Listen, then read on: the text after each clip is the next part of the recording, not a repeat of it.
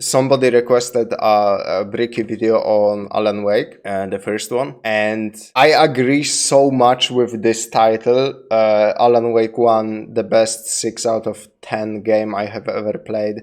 I agree with that title so much that I need to watch that video, because I feel crazy that people praise Alan Wake 1 like to the high heavens. I thought its story was great, the gameplay was terrible. So yeah, Alan Wake 1, the best 6 out of 10 game I have ever played by Bricky. You know, let's just jump into it. Like I said, I completely agree with the title. That title is what drawn me to this video. I think like Alan Wake 1 is a little bit overrated as an overall experience. The story is fantastic, the story is so good, but the gameplay is so bad that it drags it down to like a 6 out of 10 for me also. I think that's how I rated that game.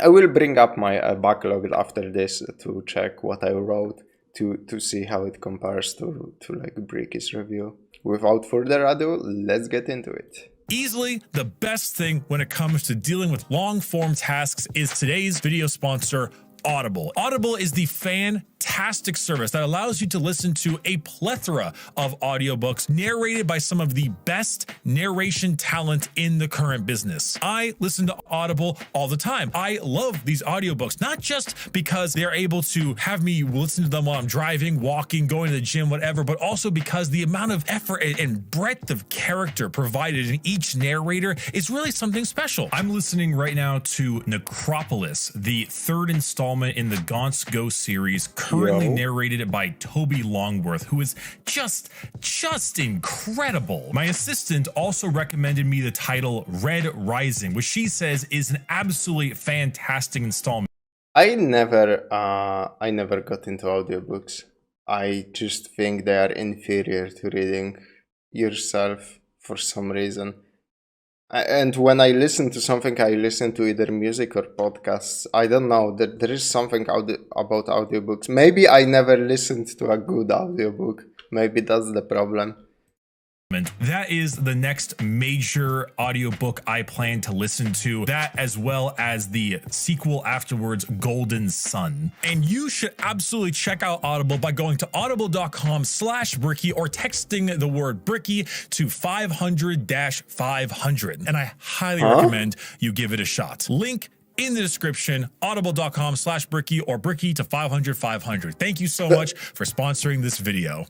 It's a new year. Text-based sponsorship, that's wild. What 2023 has gone and 2024 is here, and I feel no different in any way, shape, or form. Well, I didn't think 2023 was like a particular stellar year one way or the other. One person who absolutely believes it was a great year should be a Mr. Sam Lake. Sam Lake wrote Alan Wake, and together they baked, raking in a my fucking boy. I love Sam Lake. Sam Lake was described in the podcast I like, which is Castle Super Beast, as he's either Swedish or Norwegian. I think he's Swedish, right? He has been described as Swedish Kojima, and I think that's really fucking apt. Huge amount of press with the second game's installment and getting quite a few awards in the process. My memories of the original Alan Wake were like fleeting dreams, which is quite topical if I'm being honest. I thought I played the game, but I'm not really remembering doing so. So what better way to start the new year than by playing the original game from 2010? This video will contain all sorts of spoilers. This might not necessarily be a longer video, but we have a lot to cover. So let's just get into it. I initially purchased Alan Wake, unironically, is just that forgettable. The story is great, and I will never forget the last words uttered in that game. But overall, the experience just playing through the game is so fucking forgettable. Oh my god. And I don't know why they nailed it the first time. When they did this, because before this they did Max Payne 1 and 2, and Max Payne 1 especially, 2 was but 1 especially, oh my god, Max Payne 1 is the best fucking narrative shooter I have ever played. To this day, the best. It hasn't been fucking dethroned by anything. Like, I replayed it just last year before playing Alan Wake. I replayed Max Payne 1 and Max Payne 2. Max Payne 1 right now for me is still the best Remedy game. I haven't played Alan Wake 2, so I don't know if that is better. But I don't know how they literally achieved the perfect synthesis between story and amazing gameplay with Max Payne 1. And then they just kinda lost it. Max Payne 2, the story was so much fucking weaker. And Alan Wake 2, Alan Wake 1, the gameplay was so much weaker. What went wrong? Why did they forget how to make fun shooting mechanics? Alan Wake on Steam and was preparing to play it, but then soon realized I saw a streamer play Alan Wake Remastered. And I was rather confused that I didn't see that title on Steam, but it was on the Epic Games Store, which I assumed was part of that deal they made with Epic, and Alan Wake 2 is on the EGS as well, so I assumed it was something like that. So I instead played the remake, and this is about how well it went. All right. Oh! What is up with this? You have that much. All right. God damn it. No, this is just the intended experience, you know. It's Mr. Main. It's Pat Main. Oh, never mind. I guess they don't want me to look at Mr. Pat Main. This stupid ass fucking. The biggest. This stupid ass fucking coffee thermoses. Oh my god. Alan Wake has the worst collectibles in the history of mankind. And the best right next to them, because the best are the manuscripts and the worst are the coffee thermoses. And there was something else, I think, but I forget now. Boss ever, artifacting. Turns out this remaster on PC is an abomination. The fact that it's on sale on the EGS is kind of a crime. I played through this whole game and I still feel like I should deserve some kind of refund for how consistently shit this game ran. There were no real settings specific to PC. None of the fixes I tried helped me with this problem. It did this the entire game. Rumor has it that the console version of the remaster works significantly better, but I would simply ask you to confirm that for yourself before you go out and purchase this. Do not buy the remaster on PC. Buy the original. It works completely fine. It holds up. And honestly, this is just like genuinely criminal. This is one. I think I played the original. Like, if the Steam version is the original experience, then I played the original. One of the worst PC ports I have played in a long while. Now, this will not affect my rating on the game, but it's important to bring up if you're going to be someone like me who just kind of purchased the game like a normal consumer would, thinking it would be totally fine. So don't do that. However, it will not affect my overall thoughts on the title. So for our opening, it starts off with an immediate mention of Stephen King. Stephen King once wrote that nightmares exist outside of logic. Oh, Sam Lake, you fucking hack. And ends in vehicular manslaughter. The game... I do think the writers of this game went into that hack territory, and the biggest hack of them all is the actual character in the story. Like, Alan Wake is such a fucking hack of a writer. He sucks. He is so... His novels in universe are so, like, considered trash. Like, trashy entertainment. And I loved that they brought up Stephen King, and I immediately went just like Bricky. Wow, how much of a hack do you need to be to hide behind that big of a name? And then throughout the story, I realized, you know what? It fits this game perfectly. Is narrated by Alan Wake himself, who is also our main character. This whole opening segment is an attempt to get to the lighthouse in the distance and teaches you the general combat of the game. It teaches you how to sprint, how to jump, how to dodge, and also how to take a complete slew of insults thrown your way. You're a joke. You're a lousy rider. Cheap thrills and pretentious shit. Oh, you also meet God. You are hurt. You should go into the light You are only safe there. God teaches you the importance of light and how light will be the major combat factor for the game. So in order to help you, God gives you a flashlight and his own personal piece from heaven to assist you. God is real! And he gave me a flashlight and a revolver! Thanks, God! It's going to be really good that we can get the combat part out of the way in this beginning of the video. So, combat in Alan Wake, it isn't good. I honestly would call it teetering on bad, but it sucks. It's actually bad. For the most part, just the definition of mid. But Alan Wake's combat concepts are actually pretty neat. So these enemies, the Taken, no, not those, need to be burned away with light in order to become vulnerable to God's glove compartment revolver. So combat goes generally like this: shine flashlight at enemy, focus it to enhance its power at the cost of battery life, wait until the circle is closed, and then when it is, start blasting. Now, what's the downside to this system? The downside is that it's the only thing you're gonna be doing for the entire goddamn game. It almost never improves upon itself in an interesting way, and it becomes extremely repetitive and annoying because this game came out in 2010 and control. Here's why this is a very bad idea for a combat system in your video game.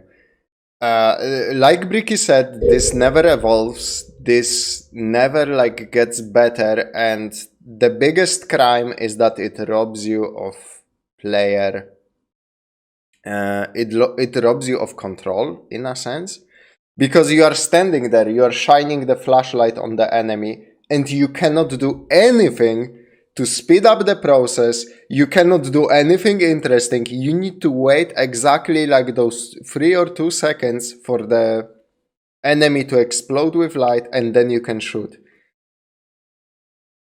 In 1v1 encounters, the enemy will be stun-locked throughout this entire thing, and you are just shining a flashlight on them and waiting and waiting and waiting. Then you shoot him twice, he's dead. Do this to another enemy. Waiting to execute a single fucking enemy when there is no other threat around me is so fucking stupid. It makes the game so unbearably slow and shitty and clunky. It's very bad. I think some kind of system where the bigger the group of enemies are, so the more shadows around you there are, the stronger their darkness kinda gets, would do this game wonders. So if there is a single enemy, you will always win with him, unless he's a special enemy or a boss or whatever. If he's just a normal shitty dude and he's alone, you should be able to execute him almost instantly and just move on. And then when the threat gets real, where you have to manage who you are shining the flashlight on, or use one of your special consumables to destroy the group of enemies, their darkness gets stronger, so they are this, where you need to shine the flashlight on them actually longer. That would make so much more sense, in my head, because, even the most basic ass encounter with 2 enemies can take you so long just because how long it takes to shine the darkness away from enemies. It's rolls like shit. Now, what about the concept stupid. is so neat, though? Well, the idea that an enemy has to be stripped of a protective barrier, basically utilizing one resource and then killed utilizing another, is a really fun dynamic to use, especially when the first resource is something that isn't often utilized as a weapon in games, being light, not just the power of light on humanity. I mean, this is the cool part of combat. All the stripping the enemy using one resource and then shooting them using another. I think Bricky is kinda wrong about that. I don't think that's necessarily fun in itself.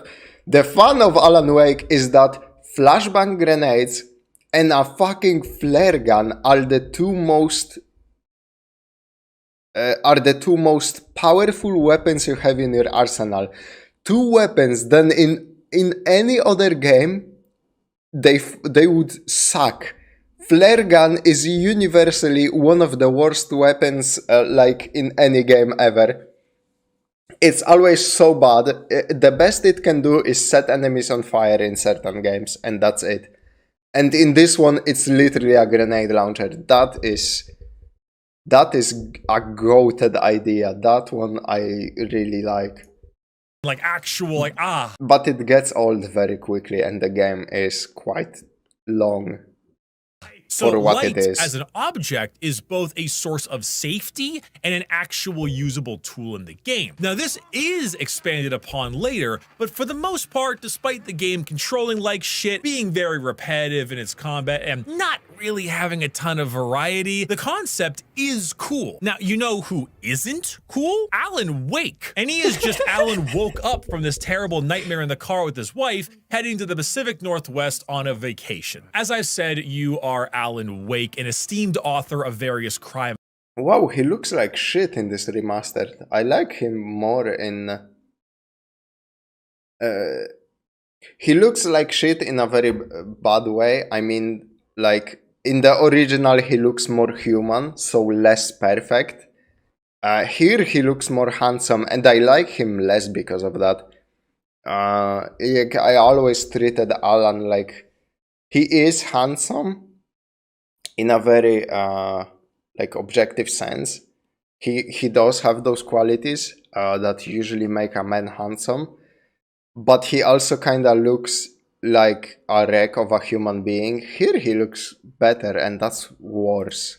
If that makes sense. Books and basically a Stephen King insert without the cocaine. This is your vacation away from the world, away from fans, just trying to spend some time with your wife after years of writer's block toiling at your brain. You meet a few individuals on the boat over. Pat Maine, the radio broadcaster of this little town, who's a complete gem, and this other really weird guy in the back of the boat who's just all grumbling at you. But the thing we will come to learn a lot about Alan Wake is that he's kinda a dick, and also has some hilariously flat line delivery for 90% of the runtime. Alan Wake, oh God, I am your biggest fan. I know people say that all the time, but I really am. I'm glad to hear that. Rose. Rose, I'm looking for Mr. Stuckey. Carl Stuckey? Carl? Oh, of course, Mr. Wake. He must have gone to visit the restroom. He'll be back in a moment. There are these little sections like this in the game. You go around and chat to individuals in the area. Here you get to talk to these two hilarious old men who have you play the Lime in a Coconut song. It's just some fun world building in this small northwestern town. Anyway, you go looking for Mr. Stuckey to give you the key to your place, and are instead given the key by a creepy-ass old lady, which Alan is just okay with, I guess, because she says that he couldn't make it, despite the diner lady literally being like, yeah, he's back there. Alan isn't particularly bright in the opening of this game. I'll come by later to check how you've settled in. And to meet your wife. I insist. Thanks. So you make your way to what ends up being quite a damn pad out on this island in the lake. And you know, it looks really cool. It's a great vacation spot. Now, Alan's wife, Alice. Alice is a pretty supportive lady. She seems nice, she wants the best for him. She just also happens to have a crippling fear of the dark. One that is so bad to the point where she just completely freezes in place and just, you know, can't really act whatsoever. I actually know a few people like this. It's surprisingly common to have the inability to have either fight or flight, but rather just kind of freezing in place with crippling fear. Yeah. But don't worry, the night is gonna get plenty eventful. Alan, I'm upstairs. I have a surprise for you. Is it sex? The jeans are off. It's sex. Oh yeah! Hello there. I'm not the surprise. Damn it! So Alan's wife buys him a typewriter. And you know he's had bad writer's block for about 2 years, and maybe this would be a good way to get him interested again in this new location. Now, you might say, that's a bit insensitive to do that, Alice. You know, Alan just wants to be on vacation and clear his head, not work. But you see, Alan is a bit of a dick, so he doesn't really take it well. Hey, just hear me out. There's a local doctor, Dr. Hartman. I read a book of his. He has a private clinic here. He specializes in helping artists. So now you want to get me committed? No, it's Jesus not like fucking that. Christ. That's not... Alan? Alan? Just don't! I don't want to hear it! God damn it, Alice! God damn it! I knew she wouldn't follow me in the dark. I needed some time alone to think things through. For his training, What a piece of shit Alan Wake is. Oh my god. I remember me and my girlfriend made so much fun of him for like this scene in particular. In the vein of, you know, oh, how fucking dare you try to help me overcome my writer's block, you fucking woman.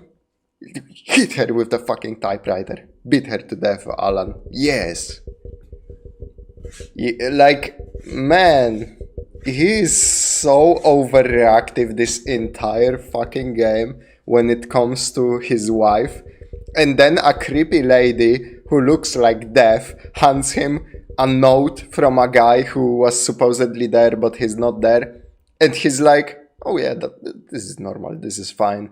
But his wife being supportive, I must get unreasonably angry and throw something. Let me just move this a little bit so hopefully the camera doesn't move. Questions and shoulder checking his wife on the way out of the cabin, his wife privileges are revoked and she's immediately yeeted into the water. But luckily his reaction is justified. Oh no!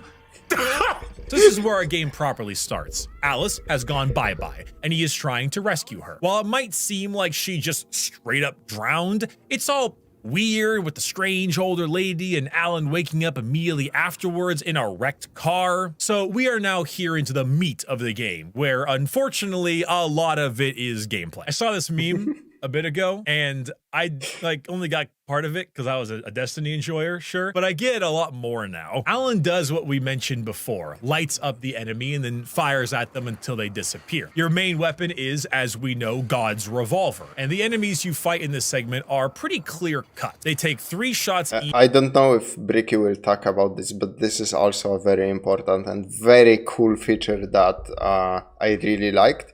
When you shine the flashlight, there are like fluorescent signs that you can only read while the flashlight is directly on them. And that's such a neat idea for this like story and gameplay. And they sometimes lead you to like caches of ammo and flares and like other goodies. It's such a good fucking gameplay mechanic. Too bad like the main combat was really bad. The weapon variety was bad. The shooting itself felt extremely weak. Like, each after they have been burned away by the light. They also have this really fun voice modulation too that I think is very unique to this kind of enemy. Our boy Stucky is the main boss of this area, and the way he delivers his lines definitely beats Alan's line delivery. To arrive, you lose. So, flash, burn, bang, bang, bang. Flash, burn, bang, bang, bang. This is what you'll be doing for a long time now. what the But they hell do give is you happening with enemies when he shoot? Damn, this remaster is really rough. some guns that spice it up a little bit. The flare gun is the first new weapon you receive, and let me tell you, this thing fucks. Most of the things in Alan Wake can be put into 2 camps: light and damage. But sometimes the game breaks its own rules and enemies take damage from light by itself. Later on, when we reach metal pipe sound effect.exe part of the game, those poltergeist objects die when you reach full light on them and don't require bullets. The flare gun, however, is basically a mini version of the rocket launcher from Resident Evil 4. It's a lovely fuck-off powerful one-shot weapon that kills anything you fire it at. So it's neither light type nor damage type, it's just death. Alan Wake as a game doesn't carry over all of your ammo and gear from encounter to encounter. So while I would normally hoard flare gun shots all game long if I could, there's no point. So go to town. When you find Stucky and you unfortunately, he is one of the game's more annoying enemies, the wave-dashing melee player. He bounces around all the time in periods of invulnerability, and it's not hard, nor is it fun. He absolutely sucks, and it would maybe be fun if there was some challenge, but he's a pushover who you can't kill as fast as you wish you could. So yeah, This enemy design blows. The wave dashing enemy is awful. Alan Wake gets to a gas station and is found by the cops to be then taken into the station and treated for his major head injury and to try to get a grasp on what's been happening. More importantly, the cop says that Cauldron Lake, the island you stayed at, actually sunk in the 70s after a volcanic eruption. Ooh. That is the end of episode 1. Yeah. Episode 1. Alan Wake does this funny TV show style thing where it is split into episodes and has title at the end of each of them. And it plays a full-length song at the end of each of them, which is even more hilarious because when you go to the next episode of Alan Wake, it plays a previously on Alan Wake, as in literally the thing you just played. But that's fun. That's actually It's so goofy and stupid, but in an endearing way. Sam Lake, you hack. So, episode 2 starts with a quick little flashback to New York 3 years earlier. Alan Wake is in his apartment.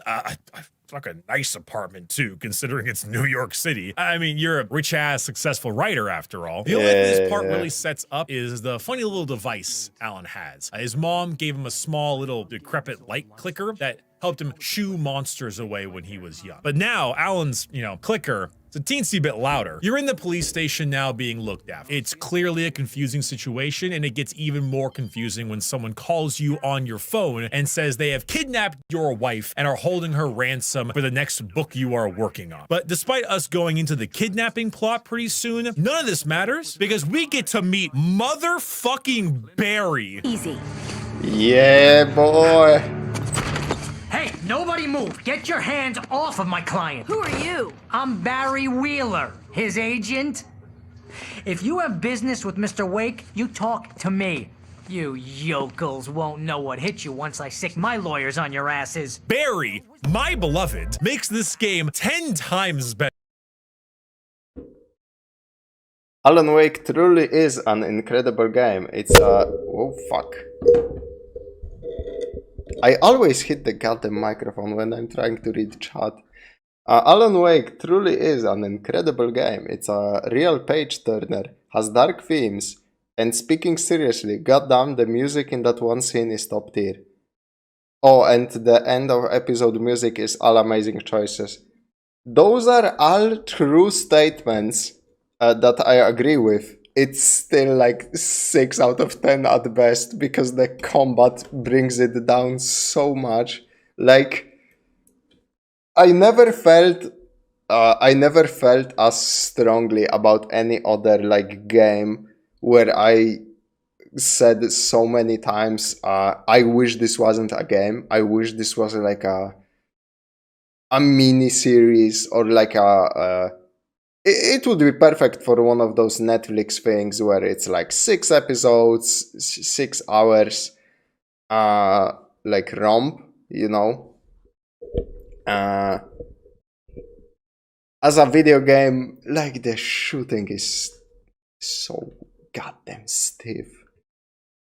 But yeah, this story is incredible. I wish the gameplay was a little bit like better.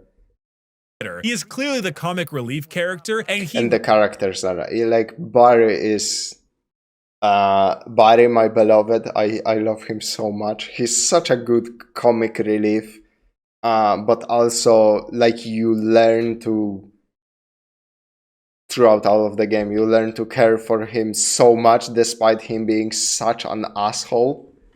Works like a charm. He's funny, voice acted fantastically, and most importantly, just kind of reasonable the whole game. He thinks straight, talks straight, and is just a big puffy Joe Pesci, and I love everything about him. Just be careful with the natives, Al. These yokels are dangerous. Everybody hates a tourist, or it'll be Deliverance all over again. Bless you. This place is trying to kill me. I'll bet there's mold in here, spores, poison ivy, God knows what.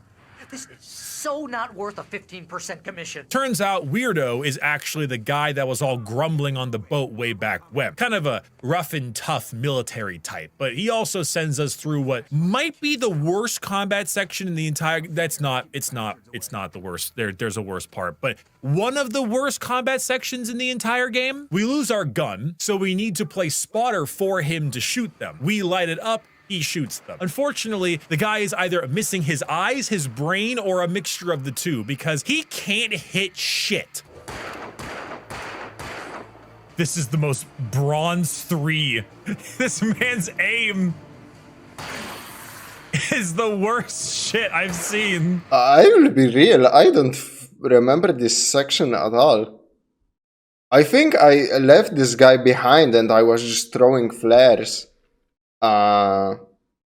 So I didn't even, like, he wasn't even doing anything for me. I remember this last part because this one is a holdout where he actually needs to kill the enemies. So I think I just fucking ran through this entire section, didn't care.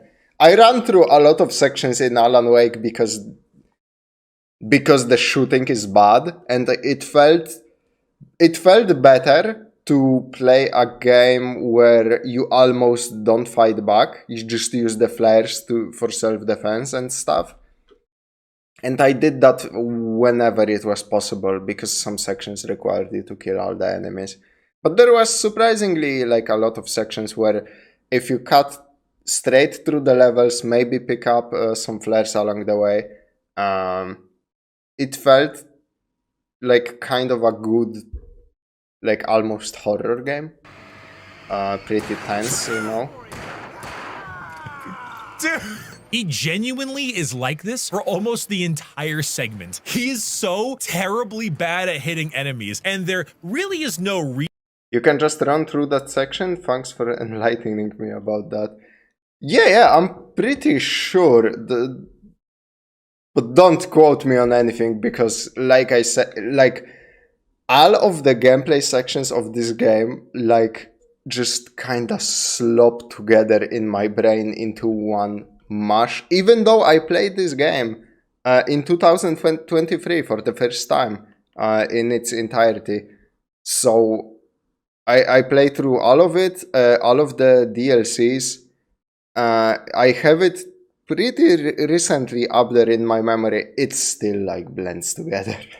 Reason for other than coding him to be bad at hitting enemies. He just sucks. It's also really infuriating because at this point in the game, they added 2 new enemy types, the heavy and light variants of the normal lumberjack asshole. And can I just say, the combat in this game, I've said it before, but it is so annoying. Maybe this is a remastered issue because, like I said, I never really felt like particularly bad about this part of the game. I have no idea. I played the original, not the remastered. You would assume they would do. They're fast and attack you faster, but they take less time to light up and fewer bullets to kill. The big heavy boys are obviously the opposite in both of these ways. But you see, they both prove to be a substantial threat. The heavies have a ton of damage in their swings and aren't particularly slow either, especially when they have a charge move that is undodgeable, so you have to run out of the way. And they don't stagger. That's the most important part. Your flashlight doesn't stagger them in that state, and staggering enemies by like tapping the light on them is one of the most powerful tools in the game. Has a sprint meter length equal to a geriatric man, so running isn't really an option against any of these enemies because they all move a bit quicker than they should. But during this entire situation, the normal guys just throw axes at you all the time. They just keep throwing these homing axes. They just seek your face. It's so infuriating. I hate it. And I have to deal with all of this stuff without a gun and a kidnapper partner with no eyes or brain. So naturally, Alan Wake doesn't handle the next interaction well at all. What the hell are you talking about? Where's Alice? I want the entire manuscript, or she's gonna suffer bad. You touch her and The mouth? You touch her and you'll what, Alan? Punch him? You'll do what? What was the plan there? Well, good job, idiot, because now it's back to dealing with dudes I don't know what that fucking kidnapper guy was expecting to throwing be axes. Whoa, axe upon ye. Actually, no. It's not really whoa, axe upon ye. It's whoa, crow upon ye. Yeah, birds have become an enemy now. Just giant flocks of darkness crows that you burn away into ash with a flashlight. So, you know, typical Pacific Northwest things. At least you get to save Barry, though, mostly. We get a cutscene now showing the old diner lady that was the big fan, acting all weird and strange and inviting you over because they have a lead on the manuscript. And then that's the end of episode 2. It's a pretty meandering episode overall. The gameplay is very rough and it contains a lot of it, but I think my issues with it is that the kidnapping plot is just so obviously wrong to the player. You never once believe it's the case because this is a weird, spooky darkness shenanigans game and there's no way this guy actually did it. So you just kind of deal with this crap combat section and this strange military-like figure for all of what you assume to be just a red herring. All the while, I'm not gonna sugarcoat it, Axeman keeps hitting you in the head. Oh my god. The bonk sound effect is so accurate. I can't believe. I got writer's block. I filmed like part of it and now I'm back and I'm wearing pink. Episode 3. Episode 3 starts with you and Barry making your way to the trailer park that the diner hostess lives in. And this is one of those parts where you walk slowly and talk with one of the locals, but he has a limp, so it takes an astronomically long time for you to actually get to the trailer. All the while, Barry is telling you all kinds of stuff and is constantly annoyed when the other guy butts in. It's funny to see how much my experiences differed from Bricky when I played this game, because I never once had this problem with like following NPCs, because I never followed them, because as soon as I had like gameplay, as soon as the gameplay was in my hands where I could move Alan, I would immediately do like 4 fucking circles around this trailer park looking for collectibles, because in each one of those walk and talk sections there is always at least one collectible in the area. And the subtitles, like, even if you don't hear them, you can get the story from the subtitles. So I would run around looking for fucking manuscript pages and just read the story at the bottom of the screen. This entire walking scene is Barry just kind of giving you exposition. It's your classic call an expert on the ghost and they will explain it to you for 10 minutes in your shitty C- horror movie, except this is more on what happened in Cauldron Lake. Basically, the whole area is covered in this crazy typical stuff you get in a small town horror flick. Disappearances, mysterious deaths, so on, and all centered around Cauldron Lake. That cabin on the lake in which Alan experienced wife gone regret was owned by Thomas Zane, who was a famous writer, mostly poet, that apparently has no works on file, and as he was big into diving, he went down with the island during the volcanic eruption. Barbara Jagger, however, his lover, drowned a week earlier, and is now an urban legend haunting the various people of Bright Falls. All of this written by a Cynthia Weaver, who you know them from way back when. She was actually the weird lady at the diner that urged you not to go into the dark before the creepy lady gave you the keys. That's Barry's a huge exposition dump, which is great because it's from Barry, my beloved. I won't lie though, it's pretty easy to have all this glaze over you during this scene because it's so boring just walking along with this guy. Unfortunately, this exposition dump is pretty integral to the entire plot of the video game, so it's something you gotta remember. But luckily for you, I'm here and you're watching my video, so I'll give you a hand. So you get to the diner lady's cabin and she's acting super damn weird and hollow, but she decided to make you some delicious coffee. This tastes different. Did you put anything different in it? I put a bit of wine. During your drugged sleep, God tells you that the darkness is taking the Man, Bricky didn't talk about one of my favorite parts of that game. The dinner, the lady from the dinner, right? She has this extension of her house that looks exactly like a booth from the dinner. And you can see it like from all angles that it's actually like a decent representation of an extension of a house that you might do. And it's so endearing to me, and so like it's so fucking real. I really liked that one bit of the scene because it made me give a shit about an NPC that almost doesn't matter in this story, like, at all. I found that so goddamn cool. Form of his Barbara and wearing her face, and the old lady creeps on you. I promised I'd come visit you and your lovely wife. You must finish what you started. I insist. You must turn the lights on. Turn the light on. That's a very fucked up. To work, boy. That's a very fucked up trip. He should have not smoked that gas Can I just station say weed. that waking up in this room covered in Alan Wake posters after being drugged makes me feel like Alan should be double checking many of his faculties. Like, this is a This also plays into what I said about making me give a shit about this character from the diner. fucking nightmare for basically anyone with an ounce of notoriety, and he just brushes it off a little too quickly. Of course, Barry is out cold. So yeah, there you can kinda see it. This is the extension of the house I was talking about, and from the outside you can see like it protrudes from the wall unnaturally. So she straight up like did an extension of the house just to put that in, and that's so charming. I love that detail. And you can't drag. And it's just a replica of the diner, like sitting where she works at. Him because he's Barry. So you leave. It's a great thing the darkness chose Alan Wake instead of an edgy fanfiction writer. Fucking imagine like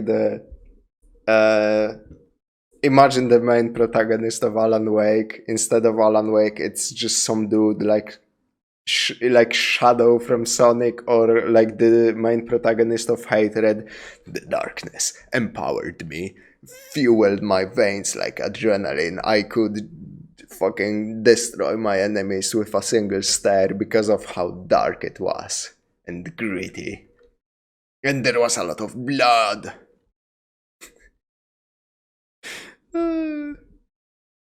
So then it would be like in reverse, I guess. The light would hurt you. Oh, the light of the sun reminded me that one time I went outside and somebody looked at me funny. Him to go get help, and you meet Agent Nightingale, whatever. This is Agent Nightingale, FBI! Get him up, Hemingway! You're under arrest! You move a muscle, I'll unload right in your goddamn face! Stay right where you are, Slane! That agent is so fucking incompetent, it's hilarious. But also, actually one of the most real depictions of an FBI agent ever. Like, you find out the reasons why he acts this way throughout the story. Like, there is very specific reasons to why he does what he does. But when he first started like unloading on Alan because he moved a single centimeter, I was like, this is the best FBI agent representation I have ever seen in fiction, because it's so real. Yes, sir. Let's talk about the FBI agent. I fucking love Agent Nightingale so much. He's the best ironic Giga Chad meme character I can think of. He immediately arrives, draws a gun on you, calls you by two separate authors' names to berate you, and the moment you move, fires upon you without a moment's hesitation with a civilian in front of you. I'm standing right here, you That's real. That would happen in real life 100%. And you need to note, Alan was unarmed in that scene. Yeah? back? What an absolute Chad. So this entire next section is you running away from the cops. All the while, Giga Chad Nightingale continues to refer to you by multiple other authors' names. Nowhere to run now, Dan Brown. You back away from me. You hear me, H.P. Lovecraft? They even brought a helicopter to deal with you, but as it would appear, the dark malevolent force does not want Alan Wake dead. They need him to finish what he started. So I present to you the perfect clip for this situation. I think my scary, otherworldly, shadowy spirit friends might have something to say about that.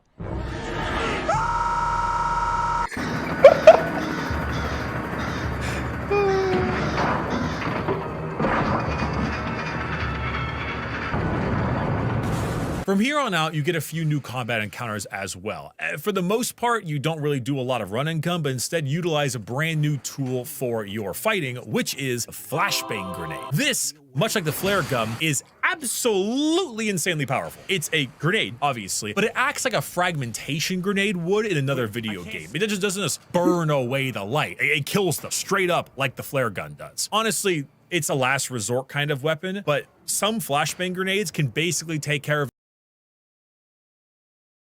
Actually, now that you mention it, a game like Alan Wake but the Light being an antagonist actually sounds pretty interesting. You stay in the shadows and fight against fire, lamps, glowing stuff, etc. It's... I think Thief is kinda like that. Actually, unironically in Thief, Light is your enemy, and you have like water arrows to put out candles and stuff like that. Like a modern take on Thief, with like obviously because Thief was set in like medieval unspecified location.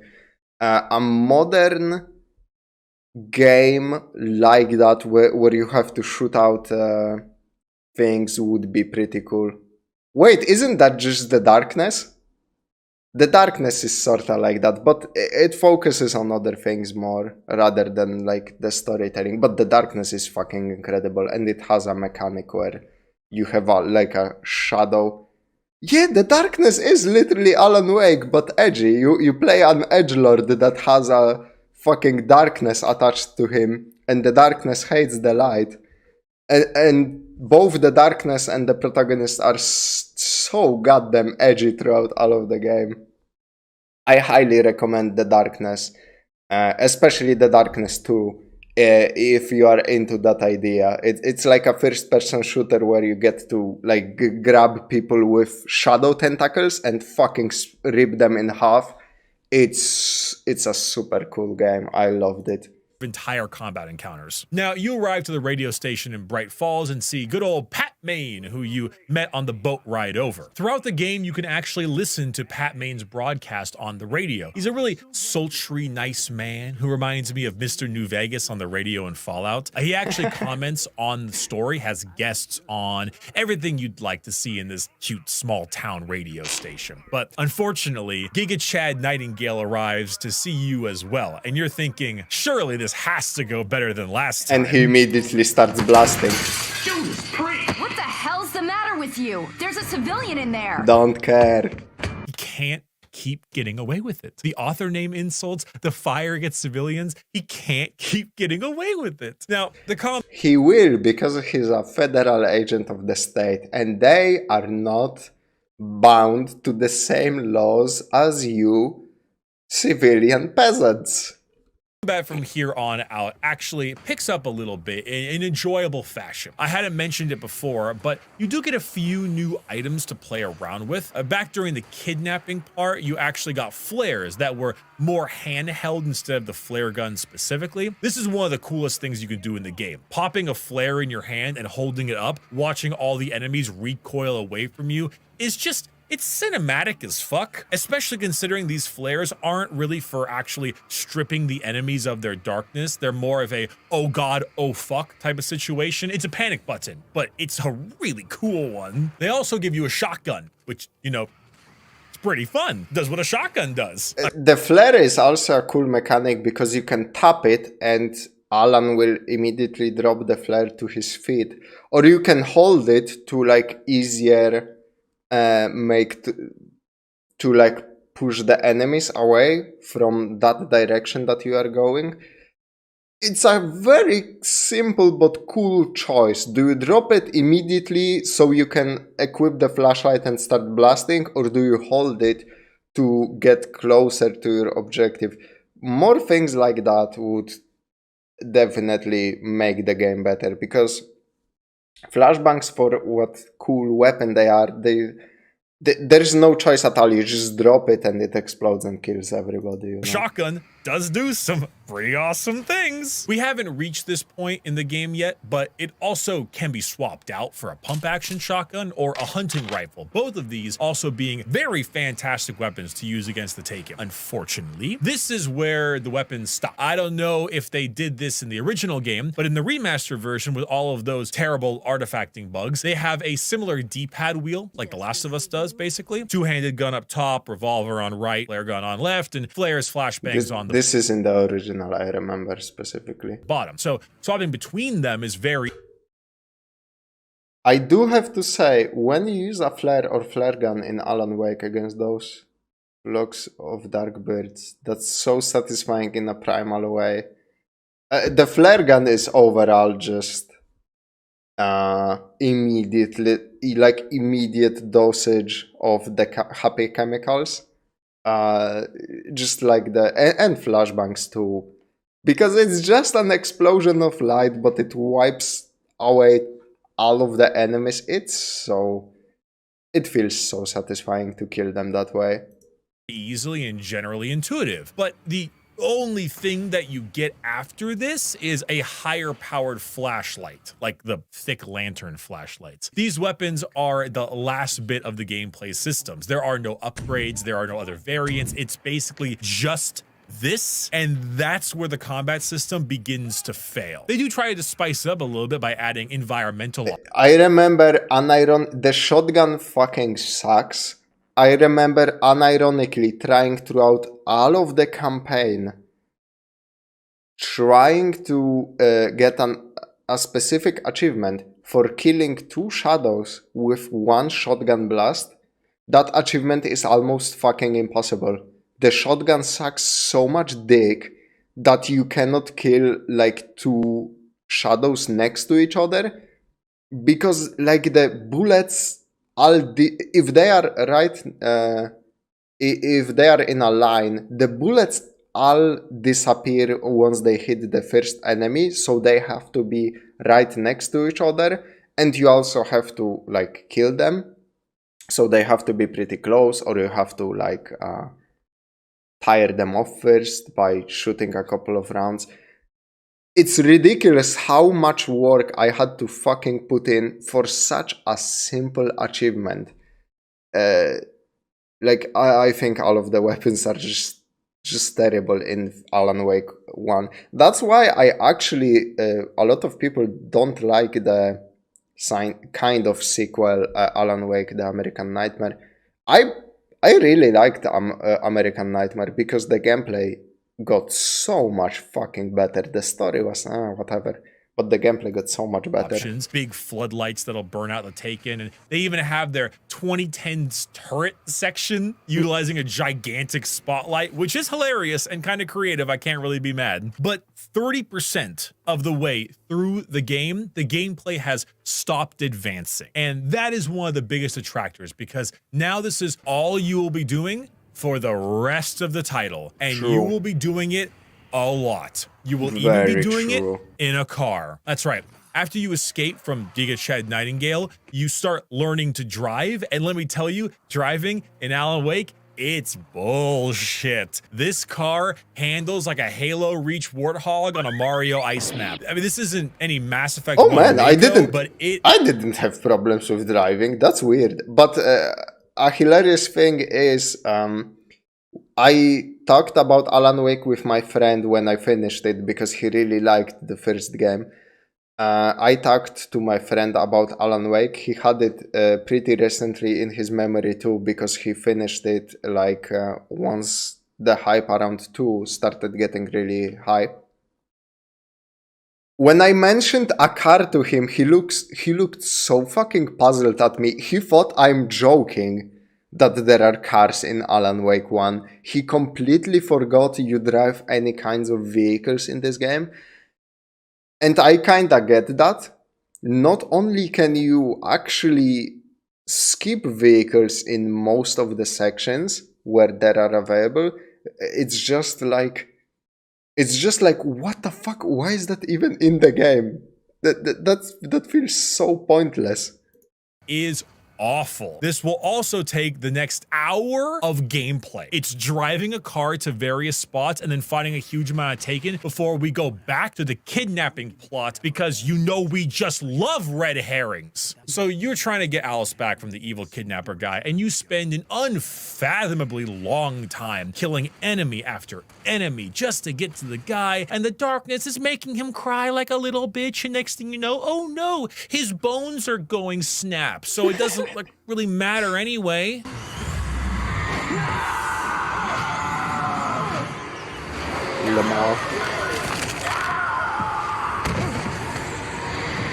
So Alan falls a genuinely really long distance all the way into the water where he should have a broken back, but you know, video game, whatever. We're also fighting primordial darkness entities, so who gives a shit? But that is the end of episode 3. The kidnapping plot like actually ends that quickly. Alan has a few visions while under the water. I'm surprised. Here we are. I'm surprised Bricky didn't talk about the manuscript pages yet. That is one of the cooler parts of this whole video game. Episode 4 starts off as one of the more annoying episodes. This is simultaneously the best and worst episode in the game. On my initial run through, I didn't find it too aggravating, but I can imagine on subsequent playthroughs, this is probably the part most people dread and then love, because it's the best and the worst. Alan wakes up, Zynga, in the mental hospital ran by Dr. Hartman, who he met earlier. Place where Hartman goes through the entire list of psychiatric trauma that Alan has been experiencing, commenting on his wife dying and his inability to cope with those issues. He goes through the entire laundry list of psychiatric break. Alan, I'm afraid to say, you have no bitches. Your flow terrible. Your shit whack, yo, Alan. I think you need to... I think you need to take some advice from low-tier god, Alan. I'm sorry to say, but as your psychiatrist, that is the only solution to this problem. Downs and episodes that you'd expect him to. You know, Alice is dead, you couldn't handle it, you're hallucinating, paranoid, gaslighting, whatever, girl boss, gatekeep, so on and so forth. And he just does so in such a horribly nonchalant way that immediately should set you off that he is either A, lying, or B, easily the worst doctor I have seen in fiction. That's not evil. There's some pretty bad doctors out there in fiction. This has reverse twist written all over it. This has like, oh, we're gonna do the clinic thing where you were crazy because you've gotten all loopy because your wife died. But in reality, it's actually not even this. And there's a twist that this is the twist, but it's not actually the twist. This is exactly what I thought at that point in the game. Word for word what I thought. Alan Wake would have been a 7 out of 10 or maybe even 8 out of 10 with one admittedly big and hard thing to do, where things that happen in the pages you pick up in the game don't actually happen unless you find them. Oh my god, that would be an entirely different video game. Incredibly ambitious, probably would come out fucked up as all hell, but that is an amazing fucking idea. God damn. Consider myself the most observant of people, and if you were to have watched me play through this whole game on stream, like you've been seeing in these clips, and then watch this video... going back to what you said, I think Alan Wake would have been like an 8 or a 9 out of 10 game if just the gameplay was a little bit less shit. If you had the movement from Alan Wake American Nightmare and the weapon variety and like the enemy variety of that game, I think the game would have been instantly like a couple of points higher, because the story is just fantastic, you know, but the gameplay is just, man, shit's whack, yo.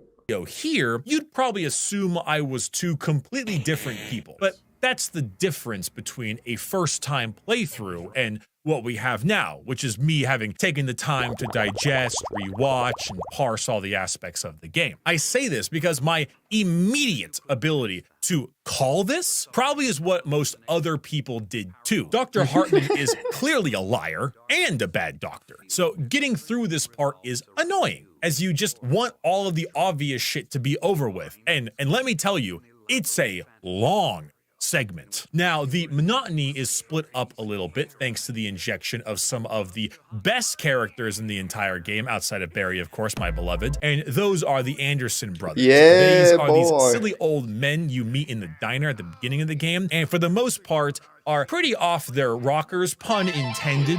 The two of these old crackpots are pretty hilarious, but also interject a little bit of intrigue to the story, talking about how it takes crazy to understand crazy and all that, but more importantly, it sets you on your next stage of your journey.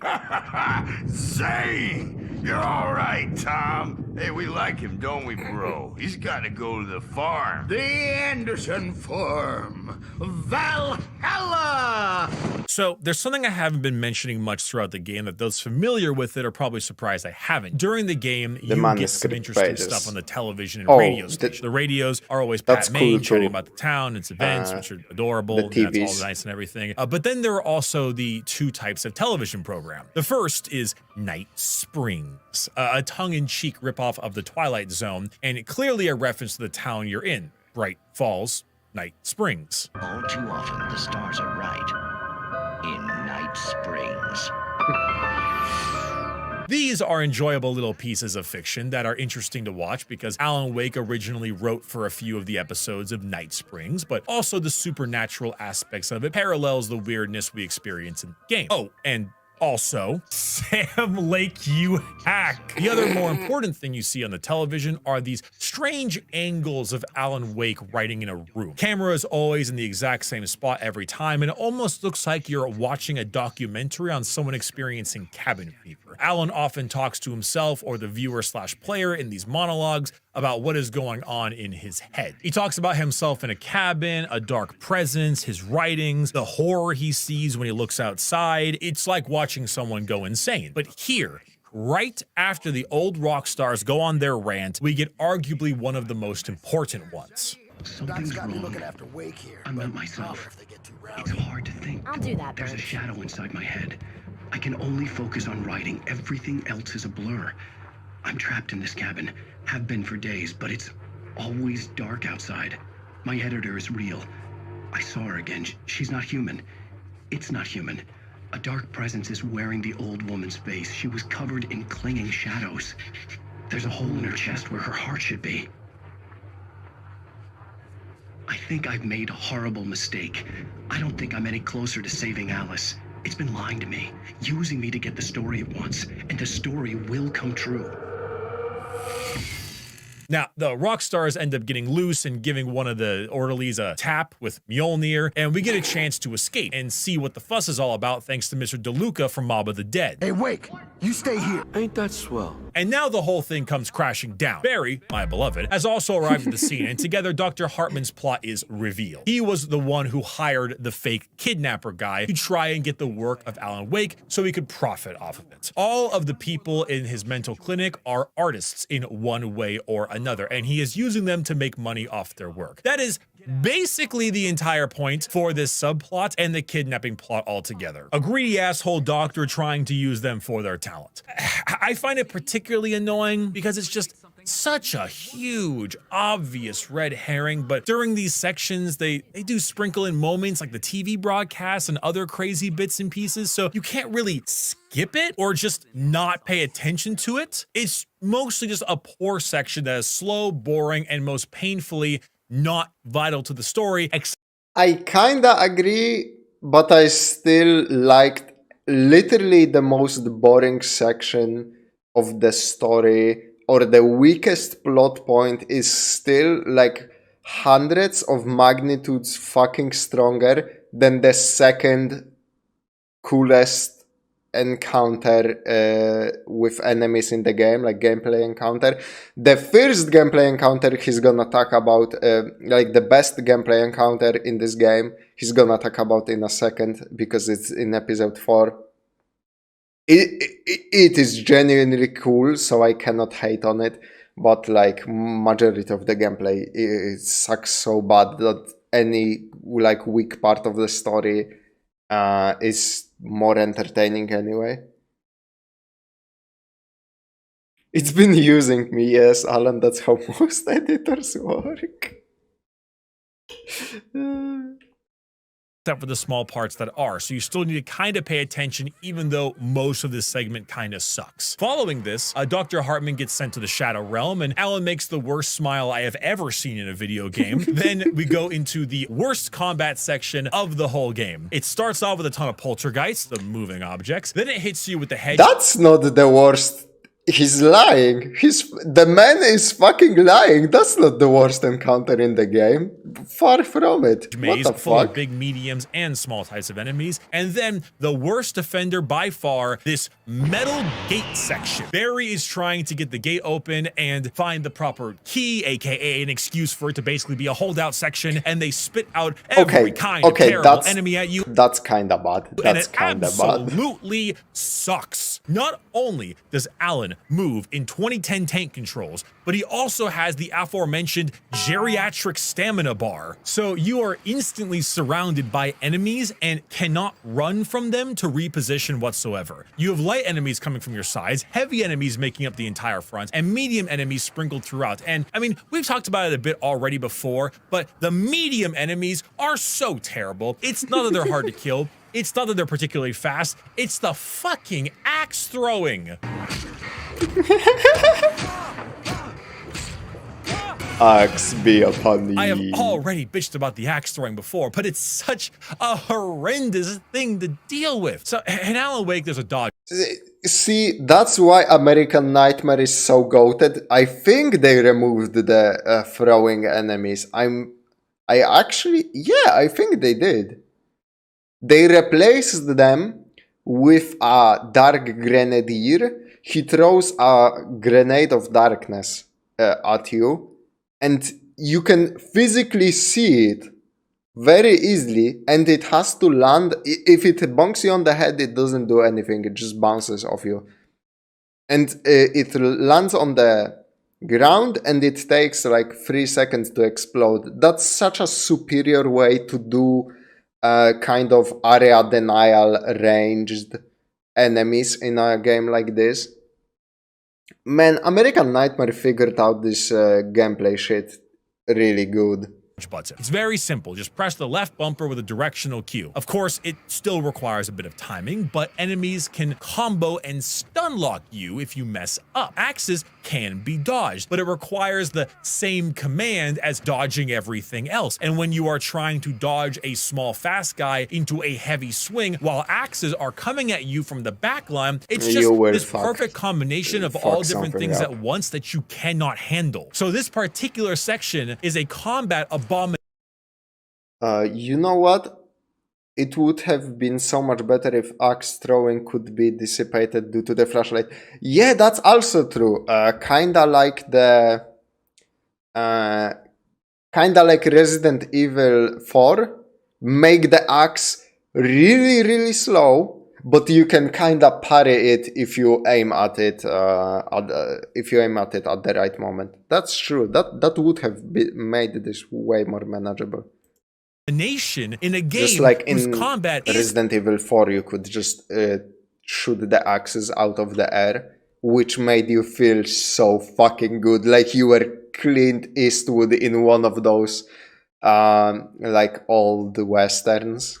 Isn't very good to begin with, and all the while I'm being pelted by axes the entire time, which is absolutely so typical of Alan Wake, because following this terrible segment, you get one of the best segments of the whole game. Al, please tell me we're headed for the nearest "You're now leaving Bright Falls. Come back soon" sign. We're going to the Anderson farm. I knew you were gonna say something like that. You know what? You owe me big time for this. When this is through, if we make it, I don't care what anybody says, I'm done with darkness. You're gonna buy me a tanning bed as a gift, and I'm gonna live in it. Barry, my beloved. You start to figure out a bit more about Cauldron Lake and its effects on works of fiction, but only right before you end up crashing the car and you and Barry Wheeler get lost. The next section is a pretty extended combat zone that takes far longer than I'd like, such as most of these sections go, but it culminates into the greatest moment in all of Alan Wake 1. Al!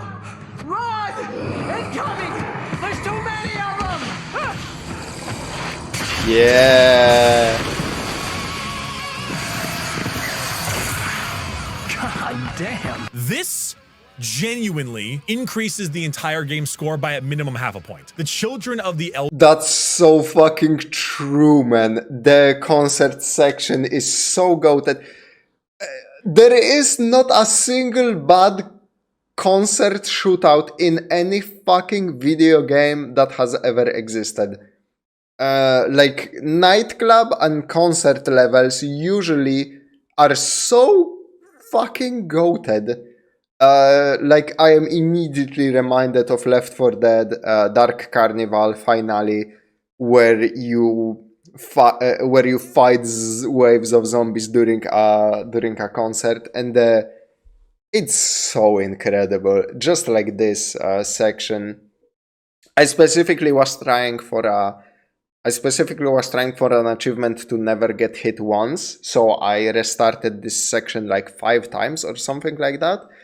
And the achievement made this so much more intense, and replaying this section actually was fun, unlike doing literally anything else gameplay-wise in this fucking game. Elder Gods fight on the Anderson farm stage with basically unlimited ammo and Barry being your stagehand is the absolute perfect blend of amazing, stupid, hilarious, and badass, all wrapped into this ridiculous game about a Stephen King stand-in being haunted in the Pacific Northwest. And it uses the lighting mechanics fucking perfectly. The most tongue-and-cheek ridiculousness, and this here makes the game. This is one of those segments you replay an entire game for. Yeah.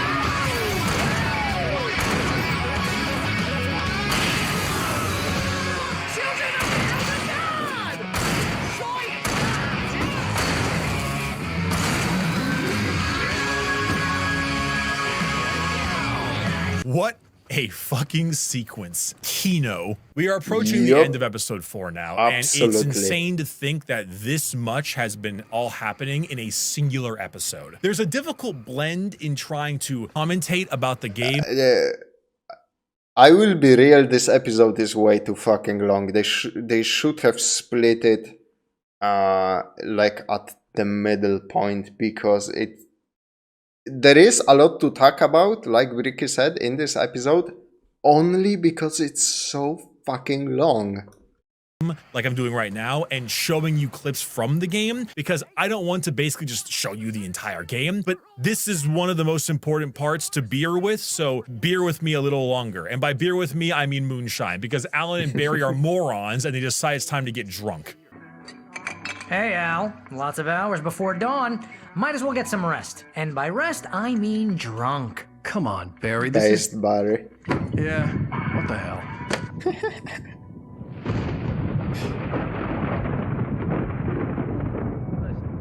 To be fair, if I was stuck with my best buddy in a situation like this, I would immediately get fucking drunk off my ass at the first opportunity. I'm sorry about that. No, seriously, because I know we don't get along, but we're gonna find her, right?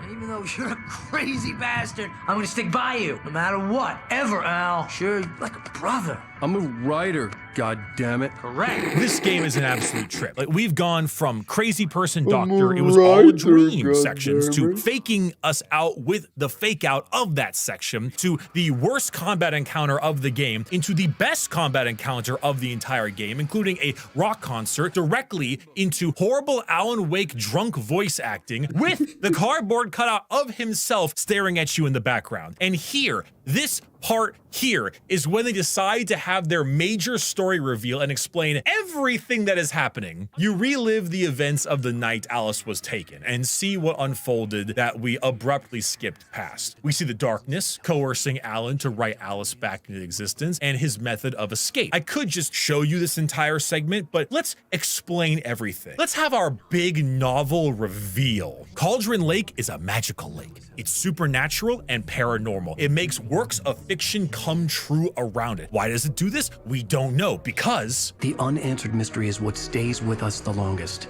and it's what we'll remember in the end. Sam Lake, you hack. Inside Cauldron Lake, there is a primordial darkness, a malevolent being that is simply evil. Where did it come from? Stephen King. Hack. The darkness went... This is true, but I think it's one of those things I don't mind never being explained. I just assume it's a natural part of this, like, fictional world. Just like I don't doubt fucking JoJo Bizarre Adventure has stands, or like I don't doubt Dragon Ball has fucking key energy, or any other fiction has like this one element, or like there are vampires in vampire shows. It's just part of this world to me, and it doesn't have to make sense. It has to serve the story, and in Alan Wake, it definitely fucking serves the story. Oh my god, it serves the story beautifully. To take over the city with its magical powers, so it stole Alice from you and lied to you, saying that you can write her back into existence. Now, a full week went by. During that week, all the events you see of Alan on the television transpire. He tries writing Alice alive again, but in reality, he is being manipulated by the darkness to create an ending to the story where the darkness takes over the town. This is why the Dark Taken exists. They are part of Alan Wake's manuscript, a manuscript that you have been collecting throughout the entirety of the game. This manuscript isn't just a collectible, it is in fact the work of fiction that is causing this horrible nightmare to take place. Eventually, Alan Wake realizes what is going on, and that he has been tricked, as we are shown in the hospital segment, so he starts instead to write his way out of this hell he is trapped in. He writes about Thomas Zane, the poet who originally died at Cauldron Lake with Barbara Jagger. Barbara Jagger is the creepy old lady this whole time because Thomas Zane tried to write her back alive, but it isn't the same Barbara. It's the darkness wearing her as a sort of vessel, which is why Thomas Zane tried to unwrite the situation, which actually led to the Cauldron Lake cabin going under the water in the volcanic eruption, but the dark presence still lingers. So now, Alan Wake, a week after writing, decides to write Thomas Zane as a mysterious savior for him in the cabin. Turns out, it isn't God's revolver, it's Thomas Zane's revolver. That bright light, it's the diving suit that Thomas Zane is represented as because he was an old diver. So Thomas, coming back to life from Alan's book, saves him from that 1 week of time and gets him out of the darkness of the lake, in which he then deliriously drives his car, and Alan wakes up in the beginning of the game right after Alice is originally kidnapped. Yes. All right. I'll fix it. I'll bring her back. Immediate cut. There should be an immediate cut right now to, again, Sam Lake, you hack. So now it's hackish, but it's beautiful. The story is absolutely beautiful.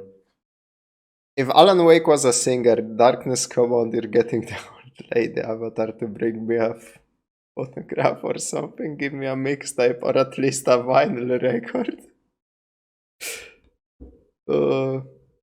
I mean, there is an implication that the Anderson brothers also were manipulated by the darkness to create their fucking amazing rock music in game, I think. So The events of the game make sense. I think everything leading up to this is answered, except they haven't been. And I'm lying to you. We have a lot of answers. God is Thomas Zane. Creepy old lady is darkness, but Barbara Jagger's body. And where that week of time went, along with the manuscript and television recordings of Alan Wake, we have all of those answers. But even though there is still even more, we are only 2/3 of the way through the game, and we still have more things to answer. But we have an objective now. We know what is happening, and we know what we now need to do. Nothing can stop us now.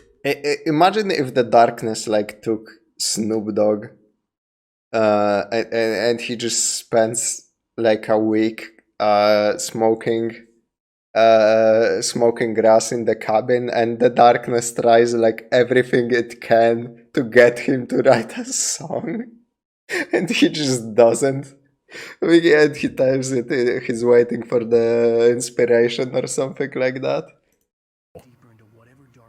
I wrote it. It's my fault. That's right, James Joyce. It's your fault, and you're gonna pay for it. Don't worry. I'm back. I'm back. Writing episode 5 and 6 was something else, so we needed to take some time. I'm back, though. We're good. That ends episode 4. It's a really meaty one with the highest highs and the lowest of lows. Now, whether you call this a good thing or a bad thing, episodes 5 and 6 move by at a much quicker pace, and will most likely have a lot less to discuss. Despite Alan's little foray into the police station, Giga Chad Nightingale is sucked away by the darkness almost immediately, and you spend a lot of the next section with the police officer Sarah, you met in the beginning of the game, and Barry. Sarah is taking this whole darkness is consuming the town situation rather well, and it makes sense when you see what she's trying to do. Here's a list of people and phone numbers. I need you to call them and tell them you have a message from me. Night Springs, okay? They'll know what to do. Night Springs? Like the TV show? Gotcha. Oh, hey, that radio guy is on the list, Maine. Who's Frank Breaker? He related to you? My dad.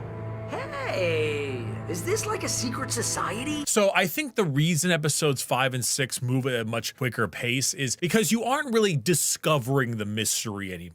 You're doing your best to find a way to stop the darkness, but because the mystery of the story has been unraveled, you spend most of this section fighting the Taken. It's primarily a gameplay section with much more tangible objectives like alert everyone, run away, get out, get to the chopper. I will say the gameplay in episode 5 is a little better because you move as a group and you have all of your powerful weapons and flashlights and at your disposal. Also the environment is way more interesting because Bricky didn't like mention it, but you can see it in the gameplay. You spend most of this fucking game in the woods, and the woods are so not interesting, man. It's kind of fun to have Sarah, who is actually a good fucking shot, work with you and Barry, who is currently dripped out with a flashlight, headlamp, and Christmas lights wrapped around his body. My beloved. There's a helicopter holdout section that's somewhat decent, despite the darkness tornado throwing metal pipes at you. You get into the helicopter, Peter Griffin's shadowy spirit friends attack you again, and you crash the helicopter, but all miraculously survive unharmed because this is a game in the 2010s, and destroyed vehicles are not injuries, but rather progress roadblocks. This culminates in even more gameplay sections until you reach the person who you were trying to find for the last hour, Cynthia Weaver. Cynthia Weaver is both a... Hold on, let me just... Okay. Oh man, 2 hours already. Jesus. Really important the pace person today in our is story while also slow. being not that important. She was the scared old woman in the diner at the beginning of the story and was also an admirer of Thomas Zane way back when, jealous of Barbara Jagger. She is fully aware of the darkness issues that plague Cauldron Lake, so she has spent most of her life as a kooky crazy lady surrounded by lights so that the darkness could never reach her. Throughout the game, you are actually able to find weapon caches that are only shown if you light up arrows and text with your flashlight. flashlight. Light reactive drawings, basically. There is a time where you weren't quite sure what these could be. A mysterious savior, Thomas Zane, aka at the time God, or someone else. But in reality, these are Cynthia storing various light sources around the town in case she needs assistance. So Cynthia says that she has a special item that Thomas Zane left behind. Something that will banish the darkness and save everybody. A light MacGuffin, so to speak, located in her very special, well-lit room. Of course, Alan, who is a lot less of a dick at this point, decides to take the far more dangerous route and rescue Sarah and Barry first, which means we get another long, drawn-out combat section. We also get to watch Alan huff and puff his way through a dam, being assaulted by the darkness at every single moment, which would be a lot more fun if he didn't have to stop to take a breath every 4 seconds of sprinting. But you make it to the well-lit room with Sarah, Barry, and Cynthia to see the powerful tool to defeat the darkness, and it goes a little something like this. The page was autobiographical, a memory from my childhood. But I didn't write this. It was a page written by Thomas Zane. None of them were supposed to exist anymore. Alan, 7 years old, would fight sleep to the bitter end. When he did sleep, he soon woke up, screaming, the nightmares fresh in his mind. One evening, his mother, sitting by his bed, offered him an old light switch. She called it the clicker, and flicking the switch would turn on a magical light that would drive the beast away. To imbue the talisman with all possible power, she added that it had been given to her by Alan's father. Alan never knew him, and anything of his took on mythical proportions in his mind. With the clicker firmly in his hand, Alan finally slept like a baby. Now, almost 30 years later, Alan thought of this as he stood on the rim of Cauldron Lake, the clicker in his hand. He took a deep breath and jumped. My mind swirled. I'd given the clicker to Alice, yet it was here.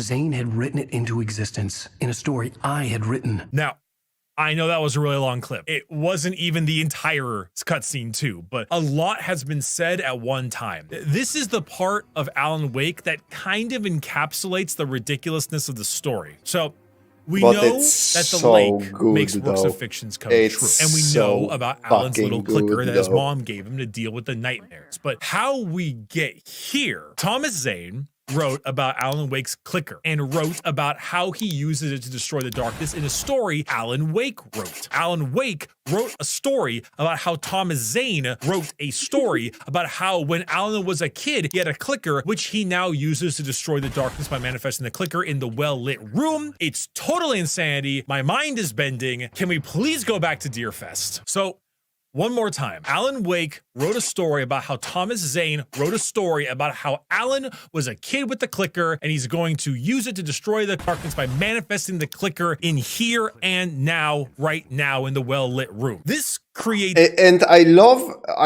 that, like, Alan Wake inside this story, right? Where stories become reality. Like, Alan Wake, as a character in this story, realizes that the stronger the feelings around the story and the stronger the story overall, like essentially the more hype it is, the stronger the plot element it creates is. Like, he hyped the fuck out of this clicker on purpose by doing all of this to give it like ungodly fucking powers within the story of Alan Wake and within the confines of the universe. That's such a cool fucking plot element of Alan Wake that I will cherish till the ends of the fucking earth, because Alan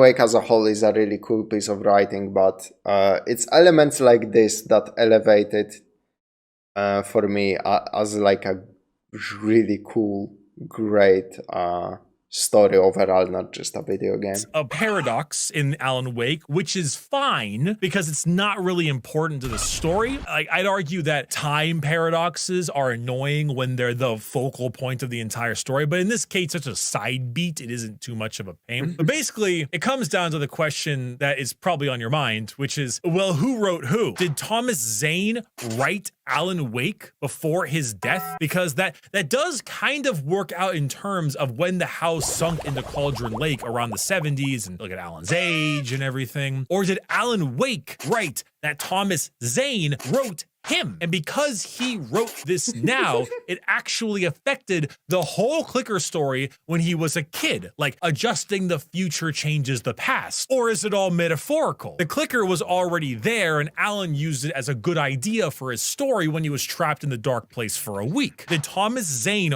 write Alan Wake's life to this point? Or did Alan Wake, in order to get out of the dark place, write Thomas Zane, writing him out? All are options. It might be explained in Alan Wake 2. I don't know. It doesn't matter. Also, there is a slight. Everybody has like their own headcanon about Alan Wake, because so much can be your idea. You're kind of writing the story yourself.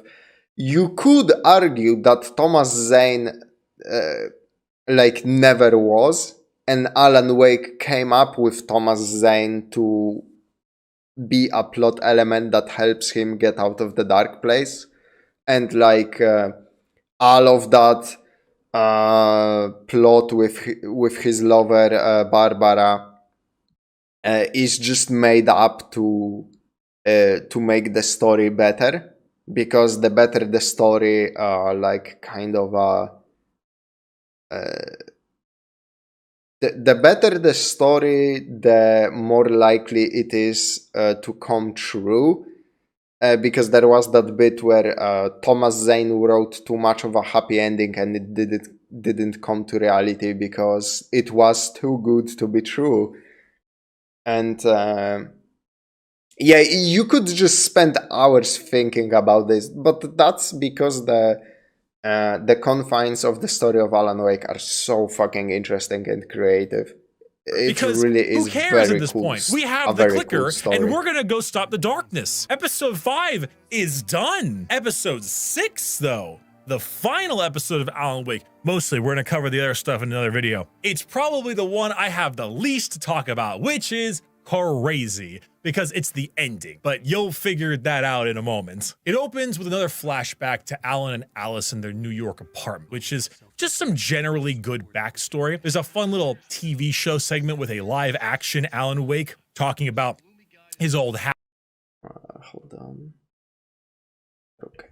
habits, his new book, some kerfuffles with the paparazzi, and we even get a Sam Lake cameo with that stupid smirk he always has. It also shows a bit more of the brooding side of Alan and the original plan to take the vacation. Now, Episode 6 is the shortest to talk about because it's almost entirely gameplay. Alan leaves everyone else behind him in the room because Thomas Zane tried to cut corners and that cost him when he was writing. He needs to go back to Cauldron Lake with the typewriter and properly write the ending of his story. Write the ending to Departure, what he's been working on that entire time. The darkness of the lake is a yin and a yang. It gives, but it must also take. So enjoy thinking about that for the next 45 fucking minutes as you drive and fight your way back to Cauldron Lake. And let me tell you, it overstays its welcome like hell. It's the worst. This is the worst gameplay section in the game. Definitely beats the fucking holdout at the gate. The darkness doesn't even give a shit anymore. It's entirely there just to kill you now. If that means driving sections, giant sentient bulldozers, and more enemies than you can count, oh, it's gonna do it. The final climactic section of Alan Wake is a significant— This one. This fucking piece of shit, stupid ass bridge. I hate this section so fucking much. Because there are no enemies, it's just objects attacking you. And it sucks so badly. Significantly too long combat sequence with bad gameplay, worse bosses, and abysmal driving. The final boss fight, I guess, is a culmination of just firing a bunch of flares at a darkness tornado. That's it. It's not good. After that, there's some shenanigans with it pretending to be your wife. Thomas Zane is floating around in his funny diving suit, which is kind of derpy, just the way he floats, and introducing you to another character called Mr. Scratch, who we will talk about in another video, and then the ending. Take the clicker, place it in the hole in the heart of the darkness, and you turn it on, banishing the darkness for the time being. However, as we mentioned before, the lake must give and take. So Alan Wake at Cauldron Lake, written by Sam Lake, sits on the typewriter and basically sacrifices himself for his wife Alice. He writes her back into the world and traps himself in the dark place at the bottom of the lake. The most important part of the game occurs after this. Deerfest! You get a strange-looking diner gal and Giga Chad Nightingale behind wooden planks, and Alan ends the game with this line. It's not a lake. It's an ocean. I'm really proud of you, Sam Lake. You really took after Stephen King, because this ending is a load of horse shit. Sam Lake, you hack? Okay, it's not That's why I love it. It's not a terrible ending, but I do think it leaves a lot to be desired. Firstly, the entire last 45 minutes of the game is an extended combat sequence in a game whose weakest part is easily its combat. So it's already set us up for difficulties. The lake needs to give and take wasn't something that was set up, I think, thoroughly enough. It's mentioned and brought up a bit, but in a game that's so bizarre and full of metaphors, I think the lake give and take could have been expressed a lot more. It creates this I think Bricky doesn't talk about the DLC episodes. I'm not sure if he played them. And that's a shame, because they are actually goated with the source. Call the ending where you kind of feel strange that Alan has to sacrifice himself in a way. I feel like that sacrifice needed to be built up more. It feels like it was just kind of plopped in at the end. Then there's the final line of the game. One, I don't know what the fuck he meant by that. Is it metaphorically an ocean? It's so much bigger than we thought? Because that's crappy sequel bait. Or is it literally an ocean? It has a presence worldwide? Because that's also sequel bait. I'm positive this is answered in Alan Wake 2, but I can't imagine having my cult classic game from 13 years ago end like this. It's so unfulfilling. It is very sequel baity, that's true, but I don't know, I kinda liked it.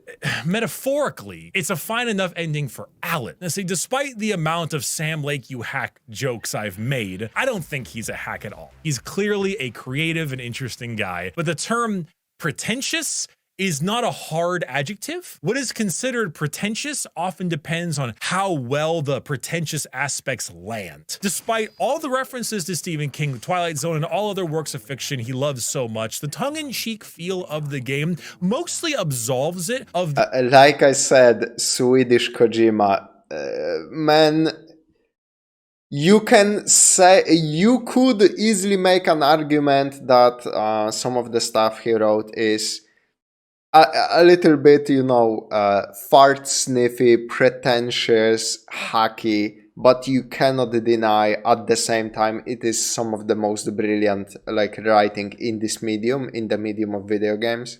The pretentious adjective, because despite it feeling that way at times, it's clearly a game made with a lot of care and love. The metaphors for it and the darkness is clearly Alan battling not just with writer's block, but himself as a person. Not only does it stop him from writing, but it creates a rift between him and his wife, which is represented as a literal rift. It also touches on a history of alcohol abuse, anger issues, all that. So this darkness is not just a real force, it is Alan battling his demons, and his sacrifice at the end of it is in character as he becomes a better person. Where it goes wrong is just the lack of closure in a ton of ways. We don't know what happens to Sarah and Barry and everyone in the room, the sequel bait at the end, and generally just poor setting up of the rules and stakes. Now, I don't want the horror monster explained, and as we already know, neither do they. But there needs to be some kind of set of rules for the story, what its powers are, how it can be killed, and everything surrounding that. I think they're a bit too loose with these rules, and that's where it faltered in the end for me. That being said, this is a game that urges a second playthrough and almost demands one, with the amount of things you can understand again on the second go around. Context that can be understood a lot better. Unfortunately, it's not something that I want to play again because the combat in it is so mediocre. This is where we arrive at the title of the video. Alan Wake 1.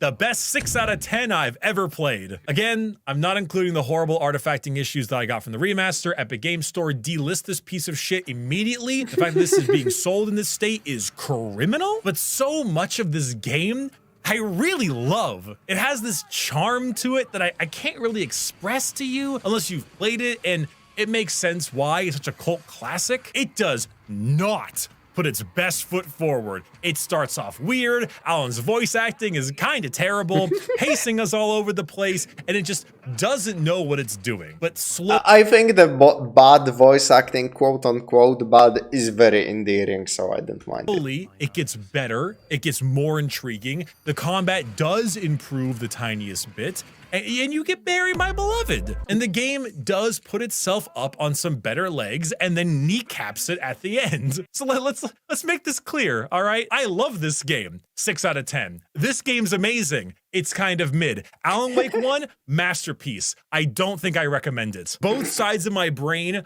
are at war with each other about Alan Wake. But what I think I can settle on is that you can count me in as one of the cult fans of this title. I love this game, even if the critic side of my brain wants to shit all over it. It is too much fun with its storytelling, and I can feel the palpable love and laughter that comes from the developers as they were making this title. It is the best 6 out of 10 I have ever played. The next video we'll be doing is on Alan Wake 1's DLC and extra special episodes at the end of the game. I'm gonna combine those two both into one big thing and make another video, American Nightmare. After we're done with that, we're gonna play Control. And after we're done with that, it is Alan Wake 2 time. Let's see. Oh, he's not gonna play fucking Quantum Break. You pussy, Bricky. I know what he's doing. I am doing literally the same with my girlfriend right now. We played Alan Wake 1. We played Alan Wake American Nightmare. We will be playing Quantum Break, Control, and then Alan Wake 2. So if Bricky makes a video about Control, I will not be watching it unless I'm done with the game, because I don't want to get for it to get spoiled. Even though I played it, I know a little bit of the story. But okay, so he talks about the DLCs in a separate video, right? I have it here, I think. Alan Wake's DLCs and American Nightmare. Okay, so he talks about the DLCs. It's just not in this. Gotcha. I am glad they are. The DLCs are so fucking good. They have some of the best gameplay sections in the whole game. If the hype is to be believed. Thank you everyone so much for watching. Check out some merchandise at orchidate.com if you want to snag yourself some awesome stuff like dice, trading card game match, shirts, hoodies, and so on. And I will see you next time in Night Springs. Okay, I don't want it to skip to another video for now. Man, don't tell me he's gonna shit on American Nightmare. American Nightmare is actually pretty fucking good. People are so hard on it for no reason. Okay, let me part with some ending thoughts to this video. I will bring up my own like review. I have this this little profile set up on Backlog. It's an amazing like. It's an amazing way to keep track of games you played. And let me see. There we go. Yeah, I replayed Max Payne 1. I still think it's a fucking 9 out of 10 game. It's so close to being a goddamn masterpiece. My girlfriend, who hates any shooter game that ever existed other than Overwatch, loved it. The game kicked her ass. She had to reload so many times certain encounters. She loved it because Max Payne 1 fucking kicks ass, and the story is very simple but very great. Max Payne 2, the story took a dip to the like lowest it has been, but gameplay got even better. And then Alan Wake 1, which I rated 6 out of 10, just like Bricky. Let's see what I wrote here. The consensus on this game is like, it's not that like 7 out of 10. That's not like, that's just like, you know, a good game, not a masterpiece by any kind, I guess. But it also depends on what you like in your video games, obviously. I wrote, okay, I didn't write a lot. The story is cool, some aspects of it are great even, but but they forgot to make the fucking game fun. And 80% of its runtime is actually playing and not watching cutscenes or listening to dialogue.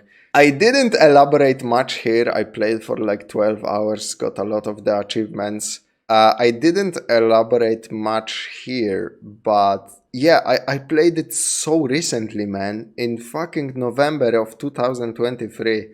Like literally a couple of months ago. It's so fresh in my mind.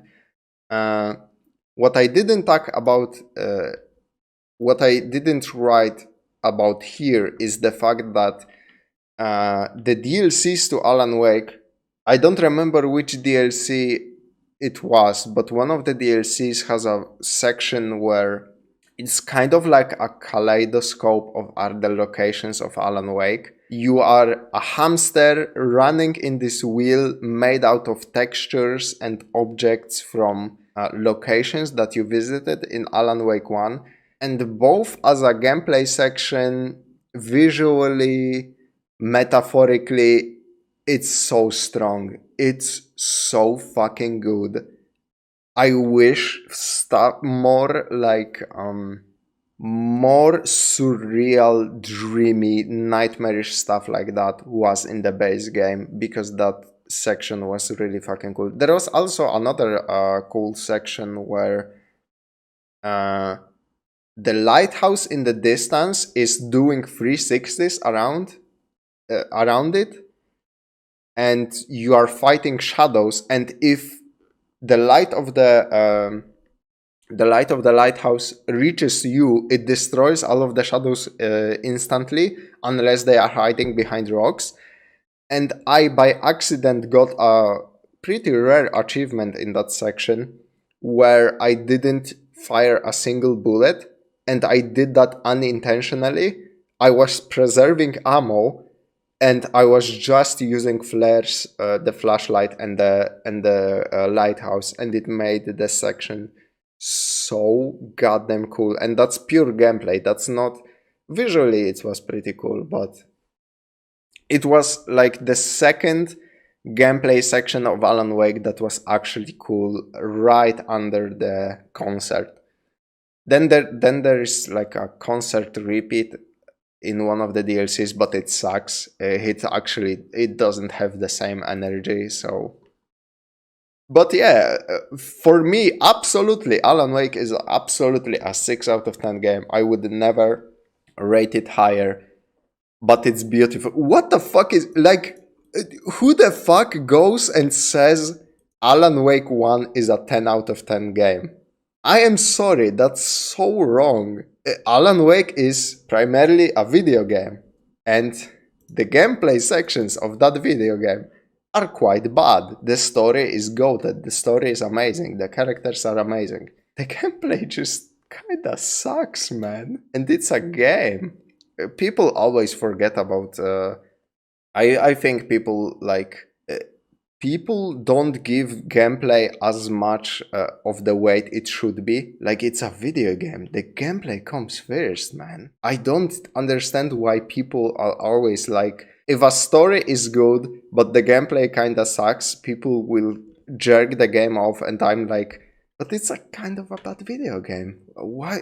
It could be a show instead, and I wouldn't miss out on or anything. In Alan Wake, you would miss out on manuscript pages. You cannot really translate that to like a TV series, but you get where I'm coming from. So long story short, yep, Alan Wake is absolutely the best 6 out of 10 game I have ever played. I have never agreed with Bricky more. And yeah, for those of you watching later on YouTube as a standalone video, thank you very much for watching. And I streamed this whole thing. When I was looking at my phone, I kept reading chat and responding to chat messages. Check out my streaming schedule to see when you can join these streams. I will be probably doing more and more because the interest is like a lot of you keep turning into even replays after the fact. So I think I will be doing more streams because you guys seem to really dig them. And yeah, thank you very much.